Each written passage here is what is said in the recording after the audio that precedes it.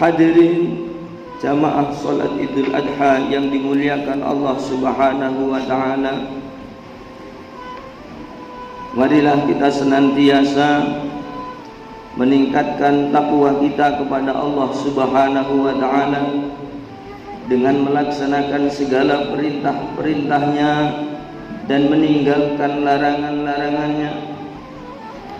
Di antara perintah Allah yang sudah Allah perintahkan kepada umat manusia pada hari ini adalah sunnah yang Allah berikan kepada Nabi Ibrahim alaihi wassalatu wassalam. Ribuan tahun yang lalu Allah memerintahkan kepada Nabi Ibrahim untuk menyembelih anaknya sendiri, yakni Nabi Ismail alaihi salatu wassalam. Allah berfirman di dalam Al-Quran, Ya bunayya inni ara fil manami anni azbahuka fangdur madza tara.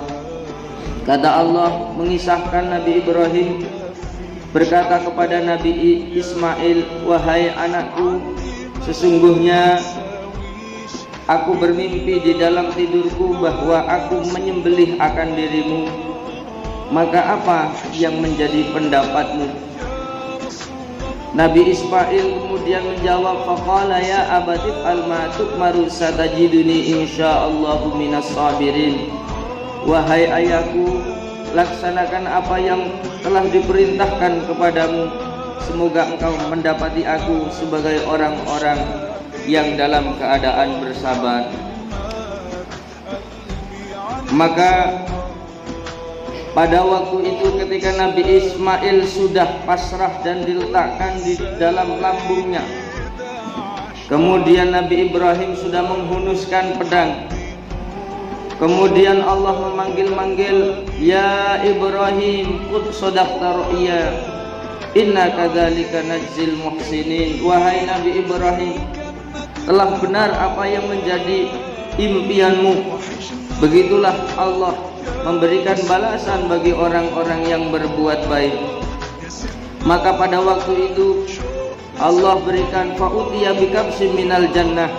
Allah memberikan domba dari surga, fadzabahu fida'an liwaladihi. Kemudian Nabi Ibrahim menyembelihnya sebagai ganti daripada anaknya. Fa'tabiru ya ulil absar. Maka ambillah pelajaran wahai orang-orang yang memiliki akal. Ainaman umira bidzabi ibnihi fabtadara wa'tamar. Bagaimana perasaan seorang ayah yang diperintahkan untuk menyembelih anaknya sendiri, kemudian ayah tersebut melaksanakan. Bagaimana perasaan orang yang diperintah untuk menyembelih seekor kambing saja dia enggan, bahkan lebih mencintai harta dunianya. Ini sebagai pelajaran besar bagi kita bahwasanya pengorbanan yang kita laksanakan adalah tidak ada apa-apanya dibandingkan dengan nikmat Allah yang Allah berikan kepada kita semua. Diriwayatkan dari Ibnu Abbas, qala sallallahu alaihi wasallam, ma amila ibnu adam yauman nahar amalan ahabba ilallahu min iraqatid damin fa innahu la ya'ti yaumal qiyamati bi quruniha wa azfariha wa ash'ariha fa inna dama la yaqa'u minallahu bi makanin qabla ayyaqa ardi fatibuha nafsa.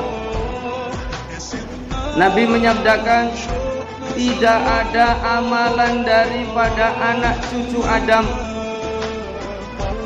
di hari Idul Adha ini yang lebih dicintai oleh Allah kecuali mengalirkan darah dengan berkurban. Mengalirkan darah dengan cara berkurban. Sesungguhnya nanti akan datang di hari kiamat kurban tersebut besertaan dengan tanduk-tanduknya, dengan kuku-kukunya dan bulu-bulunya. Dan sesungguhnya darah itu akan sampai kepada Allah Subhanahu wa ta'ala sebelum tetesan darah itu sampai di muka bumi. Maka apabila kita memiliki kelonggaran daripada rizki, hendaklah kita menjadikan diri kita sebagai hamba yang dicintai Allah pada hari ini. Jangan lebih mencintai harta yang ada di dalam diri kita masing-masing, karena harta yang kita miliki tidak akan abadi, akan menjadi milik kita, karena harta itu adalah titipan dari Allah Subhanahu wa ta'ala. Maka berkorban dalam arti yang lebih luas adalah kita menegakkan syiar agama Allah Subhanahu wa ta'ala, memberikan harta kita untuk jalan Allah Subhanahu wa ta'ala, memberikan harta kita sebagai penyelamat diri kita nanti di hari kiamat. Maka sesungguhnya orang yang menyembelih kurban pada hari ini sesungguhnya akan mendapatkan ampunan dari Allah Subhanahu wa ta'ala, sebagaimana sabda Nabi Muhammad sallallahu alaihi wasallam, uhduruha idza dabahtum fa innahu yughfaru lakum an awwali qatratin min damiha. Hadirilah penyembelihanmu, karena sesungguhnya engkau diberi ampunan oleh Allah mulai dari awal tetesan darahnya.